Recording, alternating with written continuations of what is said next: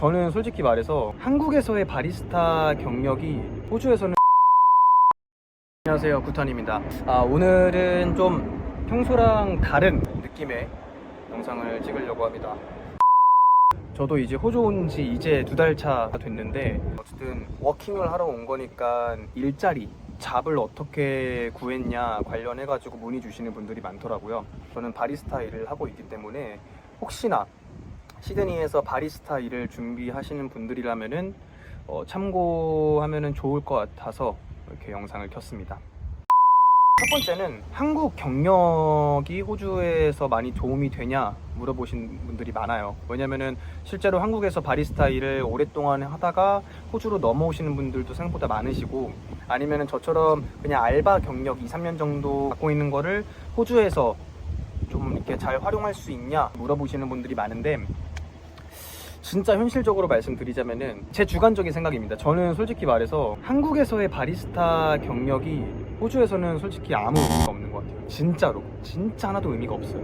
카페 경력이 많다라고 생각을 했거든요. 왜냐면 3년 정도 일을 했으니까 혼자 카페 일도 다 하고 손님 받고 음료 만들고 커피 만들고 했었는데, 그래서 나름 약간 저는 뭐 한국에서 3년 했으면은 호주에서는 뭐 경력직으로 그냥 바로 뽑아주지 않을까? 라는 말도 안 되는 그런 착각을 갖고서 왔던 것 같아요. 물론 이제 한국에도 어쨌든 그런 호주 느낌의 그런 카페가 있긴 해요. 다양한 우유라든지 다양한 커피를 파는 그런 곳들이겠죠. 물론 그런 데에서 오랫동안 일을 했다면은 당연히 도움이 되긴 하겠지만, 일반적인 그런 알바 아니면 뭐 매니저 이런 경력을 갖고서 호주에 왔다 하더라도 여기 호주 카페에서는 솔직히 아무 의미가 없는 것 같습니다. 물론 지금 제가 운 좋게 거의 한 달 만에 메인 바리스타 일을 하고 있지만 그 전까지 떨어진 곳들도 진짜 많거든요. 제가 영상에는 안 담았지만 일하다가 갑자기 그 다음날에 너 그만 나와, 잘린 곳들도 있고요.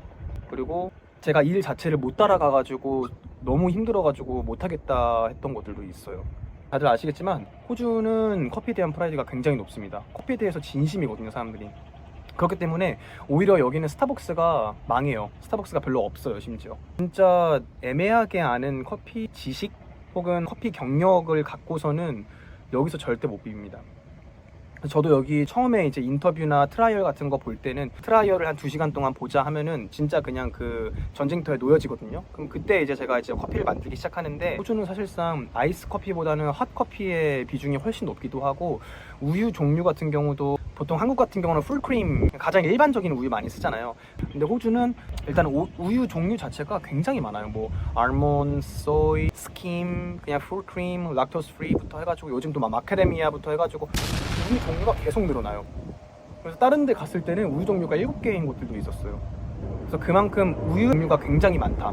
그리고 스팀이 진짜 중요한 것 같아요. 이게 라떼아트 잘한다고 해가지고 다 붙는 건 아닌 것 같아요. 사실상 라떼아트를 잘 못해도 스팀만 잘 나오면은 라떼아트가 알아서 잘 그려지거든요. 근데 호주는 그게 더 심한 것 같아요. 피콜로, 에스프레소, 라테, 플랫 화이트, 카푸치노, 모카, 어쨌든 기본적으로 다 뜨거운 커피를 즐겨 마시기 때문에 일단은 스팀이 기본적으로 돼야 돼요. 근데 스팀이 진짜 어려워요. 카푸치노면 그냥 뭐 스팀 많이, 뭐 플랫 화이트는 스팀 적게, 라떼는 그 중간, 약간 이렇게 보통 저는 생각을 했어요. 근데 여기 와서는 진짜로 그 스팀 그 폼 양에 따라서 진짜 사람들이 컴플레인 거는 사람도 진짜 많아요. 예를 들어서 플랫 화이트인데 폼이 본인이 느꼈던 것보다 조금 더 두껍다 이러면 바로 컴플레인 걸어요.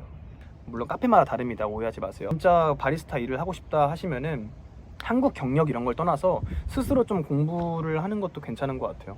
뭐 유튜브나 이런 거 채널 찾아보면 많잖아요. 기초를 다지는 걸 추천을 드리고, 그리고 가장 중요한 거는 일단은 저처럼 부딪혀 봐야 될 것 같아요.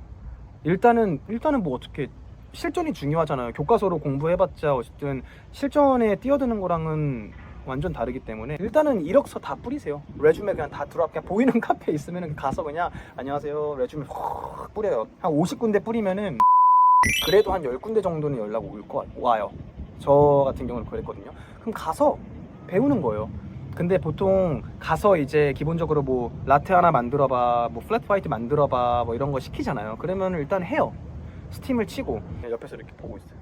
그럼 저는 이제 덜덜 떨면서 막 개거품 만들고 막 넘쳐 흐르고 막 손에 막 다 개판 나는 거죠. 어쨌든 그렇게 해서 우여곡절 끝에 꾸역꾸역 만들어요.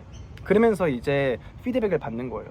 아, 뭐 마일롯이 다 너무 좋다, 라떼아트도 너무 좋은데 커피가 너무 쓰다, 커피가 너무 밍밍하다, 크레마가 제대로 위에 안 떴다, 이런 식으로 피드백을 해줍니다. 그래서 그렇게 하면서 본인이 스스로 터득을 해야 돼요. 그래서 많은 분들이 라떼아트 관련해가지고 라떼아트는 무조건 할 줄 알아야 된다, 무조건 라떼아트 자격증이 있어야 된다 하시는 분들이 있는데, 물론 있으면 좋죠. 근데 결국 사장들이 원하는 거는 라떼아트보다는 커피 맛이 기본적으로 베이스가 돼야지 라떼아트는 약간 부가적인 부분인 거잖아요. 아무튼 한국에서의 경력은 큰 의미가 없다, 저는 그렇게 생각해요. 전혀 의미 없다라고 생각이 들고, 그렇다면은 커피 경력이 없어, 그럼 여기 와가지고 일자리를 어떻게 구하냐. 카페마다 다른 것 같아요. 근데 배우고자 하는 의지가 있고 없고 차이가 큰 것 같아요. 저 지금 일하는 곳도 초반에 저 진짜 그냥 개판 났거든요. 왜냐면 트라이얼을 2시간을 본대요. 그래가지고 알겠습니다 하면서 갔어요.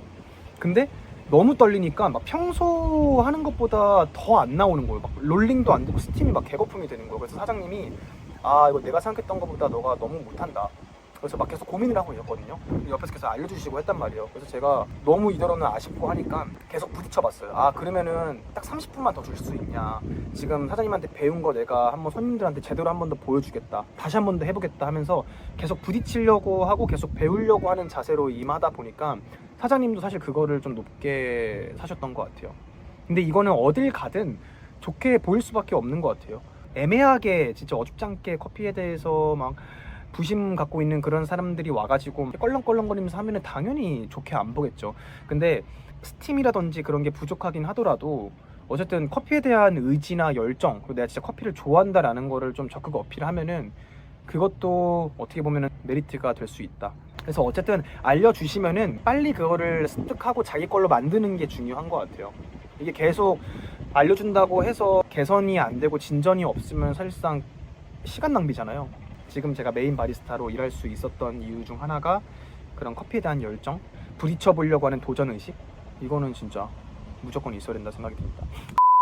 그리고 세 번째는 영어입니다. 저 같은 경우는 그래도 어렸을 때부터 영어를 너무 좋아하고 해가지고 저는 20살 때 막 홍대, 강남 이런 데 안 가고 이태원에서 살았거든요. 외국인들 너무 좋아해가지고 외국인 보면 그냥 가가지고 일단은 대화 안 되더라도 그냥 말 거는 거예요. 영어가 너무 좋고 해가지고. 이 얘기를 왜 하냐, 많은 분들이 호주 워홀 가면은 영어 공부는 보통 얼마나 하셨냐, 뭐 화상 영어 공부했냐, 뭐 어떤 어플을 썼냐 이렇게 물어보시는 분들이 많은데 이거는 사람마다 다른 것 같아요. 근데 어쨌든 영어는 기본적으로 돼야 된다 생각을 해요. 아무리 한인잡이라고 해도 그래도 손님 자체가 외국 손님들 비중이 훨씬 높아요. 왜냐면은 호주니까. 그러니까 기본적인 소통이라든지 회화는 어느 정도 갖춰줘야 된다. 그러기 위해서는 본인 하기 나름인 것 같아요.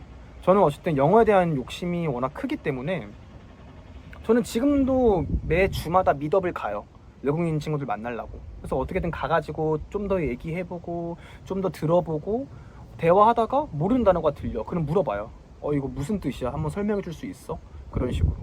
그래서 이거는 어쨌든 영어 실력은 자기 하기 나름이다. 근데 잘하면 잘할수록 좋죠. 그리고 기본적인 소통은 어느 정도 돼야 된다. 왜냐? 한국 손님보다 외국 손님 비중이 훨씬 많으니까. 면접 볼 때 영어 어느 정도 하냐라는 질문은 무조건 해요.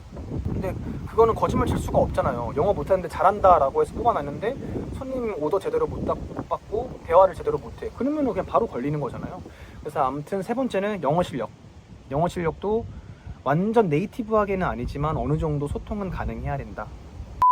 저는 그렇게 생각해요. 어쨌든 바리스타라는 일 자체가 그 카페 메인이잖아요. 그 카페의 얼굴이 저는 바리스타라 생각을 해요. 그래서 커피 잘 만드는 것도 분명 중요하지만 그리고 나서의 이제 손님들과의 그런 대화하는 거, 소통하는 것도 하나의 바리스타 일이라고 보거든요. 왜냐면은 단골 손님들이 대부분이에요. 어디 카페를 가든 다 단골 손님이거든요.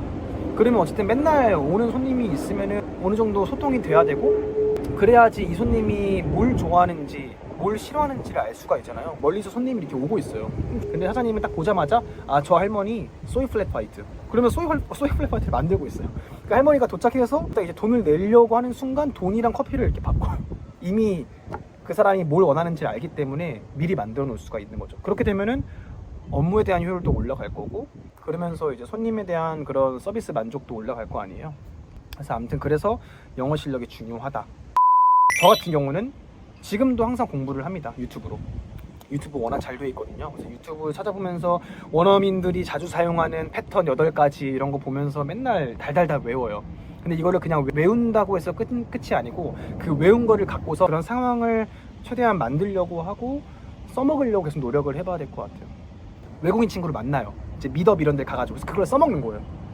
뭐 예를 들어서 이런 거죠. I didn't do that on purpose. 고의로 한 게 아니야, 일부러 한 게 아니야, 이런 뜻이거든요. I didn't do that on purpose. 유튜브로 공부하잖아. I didn't do that on purpose. 일부러 한 게 아니야, 미안해, I'm sorry, I didn't do that on purpose. 계속 이렇게 외워요. 알아요. 그러다가 이 단어 한번 써보고 싶다, 이거 쓰면 애들이 이해를 할까? 라는 생각을 갖고서 이렇게 하다가 제가 이렇게 실수로 이렇게 툭 쳐요. 아니 진짜 제가 그랬어요. 실수로 툭 쳤어요. 그러면 sorry, I didn't do that on purpose 이렇게 얘기하면은 걔가 알아들어요. No worries. 그러면 이게 통하네, 이게 된다고? 약간 이런 느낌? 그래서 그런 식으로 어쨌든 원어민 친구들이랑 계속 소통을 하는 게 영어 실력 늘리기에는 가장 좋은 것 같습니다. 약간 좀 사이코 같나? 그래서 아무튼 오늘 이렇게 워홀에 대해서 좀 궁금하신 부분이 많으신 것 같아서 제가 아직 2달차밖에 안 됐지만 제가 느꼈을 때 현실에 대해서 말씀을 드렸습니다. 그래서 바리스타를 준비하시는 분들이라면 이 영상 꼭 참고해 주셨으면 좋겠고요. 아무튼 영상 봐주셔서 너무 감사드리고 추가적으로 궁금하신 거 있으시면 DM 주십시오.